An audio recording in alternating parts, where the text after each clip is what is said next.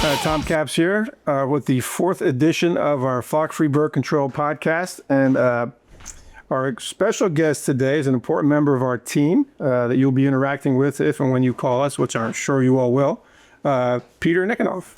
So welcome to the show, Peter. Hello, I'm Peter Nikonov, also sometimes known as Peter Nico, and in Flock-Free I'm doing a lot of stuff actually. Yeah. I'm doing international sales, I'm doing advertising, e-commerce, and practically a lot of other stuff, including driving the van. Yeah, exactly. Peter's our best van driver. I always check his stats and he's immaculate. So Peter, we always start off every podcast with a joke. Are you ready for the joke? I'm always ready for the I hope joke. maybe you have the answer for this one. What is the national bird of Syria? Give me a clue. You ready? Yeah. Okay, it's the American drone. That's a good one. I'm glad you like this. Okay, so let's begin. So, all right, so give us a little history. So you are Russian. Yes. Russian. Well, the one Russian we have, and I'm from Germany. You're from. We do have a mixed bag of tricks at Flock-Free. So tell us about how you got here. What's your history? Genetically speaking, I'm half Russian, quarter Polish, quarter Ukrainian. I was born in Moscow, Russia. Actually, it was the Soviet Union. And I spent my childhood in Soviet Union, and then I somehow moved to Russia. Well, country changed. I stayed at the place. And I've been a lawyer. Actually, a good one. I'm humbly saying. Then I became a kind of entrepreneur, and then some things happened in Russia. I decided to move to the United States, and we had a very interesting project with you. Yeah. You have robots. You had robots, and you invited me to actually run those robots and test them. Yes, and that was an interesting thing. At Flock-Free over the years, we've done many different things. Yeah, that was I like about Flock-Free, because it's always something going on, something interesting, something unusual, something great. So nothing to be bored about. Yeah. I that's one of the things that's fun for me owning a business, that we get to try different things. There's nobody to tell you no, so you just try different things. It's funny because over the years, a lot of things that we've invented or come up with actually work. They just weren't commercially viable, but they did work. Well, basically everything we did, it worked. Well, anytime you try, so we. Yes, the question how it works. Yeah. Sometimes it works better, sometimes it works. It worked for us, not so good, but yes, sometimes and many times it worked really great. Yeah, so a lot of things that we made have worked really well for us, but it's getting things out into the Joe public is very difficult, because it's like, everybody says that the world is shrinking, but actually, if you try to get into a Granger magazine or try to promote a mosquito product online now, where there's 1 million mosquito products online. So yeah, the world is technically smaller, but there's a lot of competition in those spaces. That's another side of the smaller world. You have many people, many companies have access to the same opportunities that they never had before. And this is great actually, but this creates competition. And you need to be better and better every time, every week, every day to compete with those products. And I like the fact that we compete successfully, and so we're good. Yeah, what I find fascinating is that, I had always assumed that Canada was very much like the United States, and in many regards it is. But the few times I went up there and spent a couple of days doing business or something, you realize how different Canada is than the United States. So as we go from country to country and do work or try to introduce products, it's amazing how different the people are, how different they think, their priorities, how they spend money, how they negotiate, right? So you have a lot of that. Yeah, I traveled the half of the world. Literally the half of the world, many countries in Asia, in Europe, almost all Europe, Africa, all American countries, North American, Central American countries.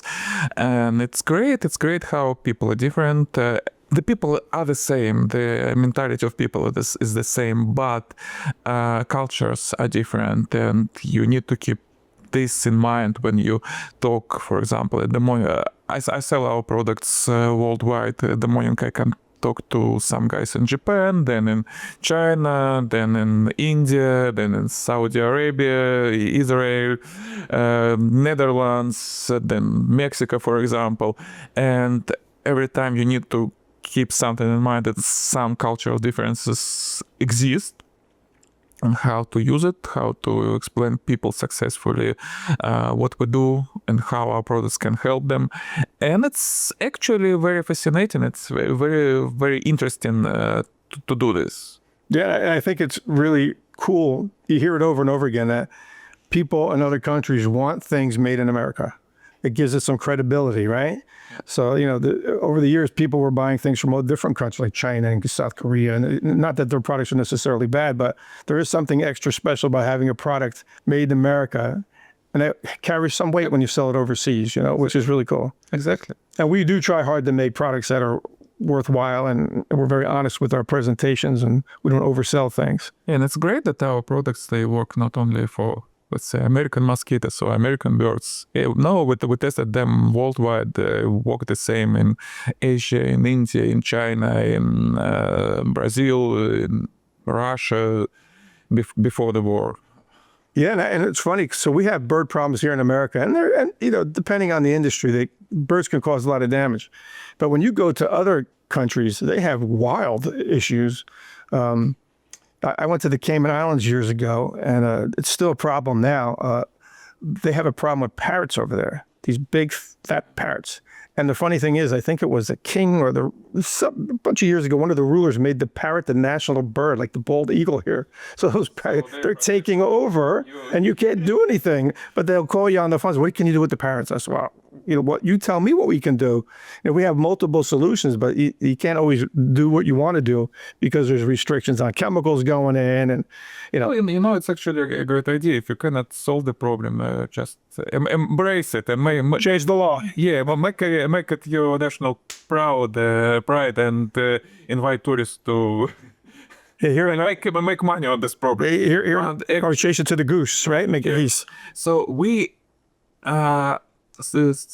returning back to the cultural difference, there's always legal differences in every country, and we operate in very difficult type of products, because traditionally pest control was always connected to some poisons, some toxic stuff, and it's always everywhere. It's very, very much regulated.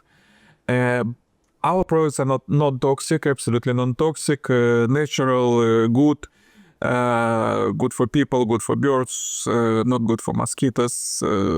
Sorry for mosquitoes. But we still operate in this area, in this regulation area, and sometimes it's very difficult to explain people in other countries, regulators in other countries, that our products are natural and good to use. But we do it in some countries. In some countries it's more difficult. In some countries it's more easier. That's another part. I know you spend a lot of time with Amazon. We love Amazon, but you spend a lot of time with their regulators, because many times they outsource the regulators. They may be from India or someplace. So they'll send you an email saying, well, this product is no longer, we have a problem with this product. And Peter has to take, how many weeks does it take sometimes to get the product explained and back online?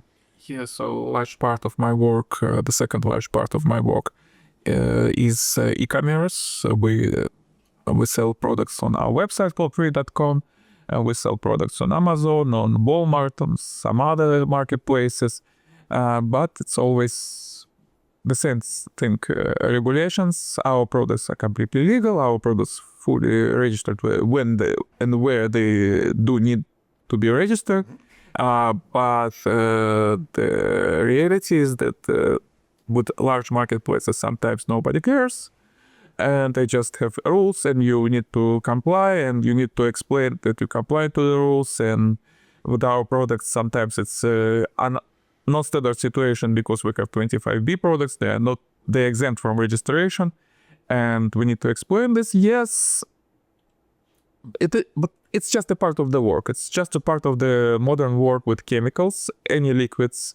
When you sell household chemicals, when cleaning liquids, when you sell some drinking liquids, I'm not talking about alcohol, it's nightmare, but about some just soft drinks, and you always have some troubles with the regulation. You need to comply, of course, but beyond this, you need to explain that you comply with all. Yeah, because if you go out, This is a huge part of the work. yeah, if you go online and just shop for mosquito control products or just all natural products online, you'll see there's tons of websites you can go to.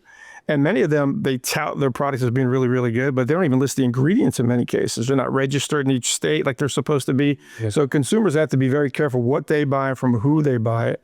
So before you buy something from somebody, make sure that they're registered in the state that you're purchasing it. Make sure they have the list of ingredients, that they have it, because people will sell you anything. People are very money hungry.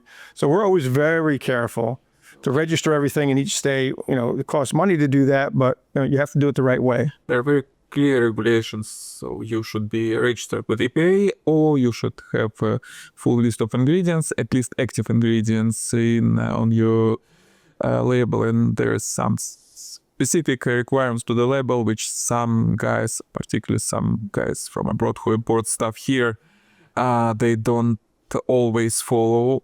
And this, yes, I admit, these products may create some danger for customers. I don't say that every one of them is dangerous, but sometimes they work, let's say, doubtfully. Sometimes they have dangerous stuff inside which you don't know. But, well, once again, I'm proud that we sell natural products. They work. I use them on my own backyard. I have a lot of stuff going on in my backyard. I have 3 cats, and Yes, we know you're a cat guy. yeah, Cat man. and I do care about their health, and so I don't use any toxic products around them. But I use our products on my backyard, and everybody's happy. Mosquitoes. There you go. So, in the time that you've been with us, what do you think was your favorite project so far that you've worked on? It's very difficult questions. It's like you basically asking me to choose a favorite child. There you go. Don't ask me to pick a favorite child. Yeah. I have they're all my favorites. Yeah, that's the story. I liked robots. Yeah, that was interesting. Yeah, this was interesting, and this. So you can still so for anybody listening out there, we spent some time. We got involved in robots. I don't really know how. I'm always looking for different things, and I stumbled across these robots that could supposedly run autonomously. And I think we're a little bit ahead of our time. They can now, as you can see with Tesla cars and trucks and things. But back then, we were trying to build something, and we ended up working with a company called Cargo, which is a big meat manufacturing processing company. And they were having issues with their they were cowboys working in their corrals. They would corral the cows from one pen to another, so the USDA can check them out and stuff. And there's a whole process before you can slaughter a cow. They have to make sure it's healthy. And as they move the cows from one pen to another, they were using flags mounted on poles, waving them, and inadvertently, every once in a while, somebody would get crushed up against a pen and get a broken leg or broken arm. So to mitigate that, I have a friend at Cargill, and we started designing a robot. And we came up with a 3-wheeled robot that has flags that flash back and forth. It has some silver stuff coming out the front to tickle the butts of the cows. And it's got my voice saying, "Come on, let's go, let's go." So you can see that on YouTube. If you're looking for a cow herding robot flock free, you'll see our 3-wheeled demon chasing cows back and forth. And we got in the news, we got on television with this. Yeah, it was fun. We actually It was a fun we project. sold a couple of them. Yeah, but all other projects were actually interested with, once again, what I like it for free. So today we're doing robots, tomorrow we're doing some natural chemical stuff. Next day we make a production line for mosquito traps, which was also a very interesting project. Diversity of this, Yeah, diversity of projects. It's That's how I like. Interesting. That's what I like in food. Yeah, and for me, when we're having a business and doing things, I always like to have some balls in the air because you never know what's going to happen in the economy or what. You just never know what's going to happen. To have multiple things in the air at one time is fun for me too, and it's great to have someone like you who's open-minded, ready to jump on things. You know, we have a really innovative group at Flock Free. You know, if I come into the office, hey, we're going to do this today, they don't really give me weird looks anymore. I can pretty much say anything. You know, we're gonna build a clown today or something. Nobody blinks an eye because they know we're going to try different things, and you got to throw things up against the wall and try. And the best thing that even when we project something which looks unreal, we do it. Yes, we actually do it. So we cool thought that we built a cow herding robot. Well, it's important to recognize that it's a lesson for anybody. You know, anybody could come up with a good idea, right? Or come up with an idea. The trick to it is to act on the idea and make it a reality. And then you still don't know if it's going to fly or not fly, but at least you acted on it, you tried it. If it works, you use it. If it doesn't work, you put it on the shelf because it may work later on. Exactly. And we do things like that all the time too. So let's see. What are you looking forward to in the next 4 or 5 years with Flock Free? What would you like to see happen? I know we put you in charge of international sales, but what's your goal personally at Flock Free for the next 5 years? That's a very good question. I need to know, Peter. Okay, it's 5 or 5 years. Of course, we want growth. Yes, We want here. international growth. We want e-commerce growth. So I want that we would go with more with influencers, with YouTube channels, with do-it-yourself channels, with Instagram, with TikTok. We do it actually. Yeah, that's why we're eventually. I would like. I think that our products is great for collaborations with the DIYers because, well, at first our products were more intended for professional use, and it's understandable because we work with birds, and bird control is the most difficult, probably the part of pest control, because birds are very smart, they're very mobile, they can fly, so you cannot just kill them, they're protected.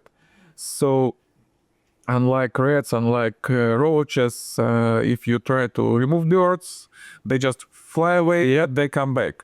And you spend much time, and you still spending much time educating bird control professionals and pest control professionals. Yeah, we come up pest control programs as how to work with birds. And I'm selling products to customers, and residential customers, they don't care about how birds are thinking and how birds behave. They just want to get rid of the problem. They have a problem that some woodpecker is digging into the roof, and they just need to get rid of it. Or geese shitting on their backyard. They need to get rid of them. Yes. So maybe the most difficult part of e-commerce work with our products is to educating customers, is explaining how our products work. They expect our stuff to work right away. So chances are, if you spray something one time and the birds disappear, it's probably not healthy for human beings either. So it's a process, right? Yes. So educating and explaining, it's a very important part of my work. And so basically, the things that you spend hours and weeks explaining, I need to explain people in like five sentences. Yes. So that's what we're doing, and we're doing great actually. People buying our products, they leave positive reviews when they understand how it works, how it really works, how to use it. And I'm proud of it. I'm proud of our products. I'm proud of our joint work. So we help people. Great. It's great. Well, Peter, it's been a pleasure having you on here today. I love working with you every day. Appreciate having you with us. Let's keep going, right? Let's keep kicking some butt and So let's grow this business. We'll have you on down the road and see how we're doing. Let's go. Thank you, everybody. See you next time. Thank you.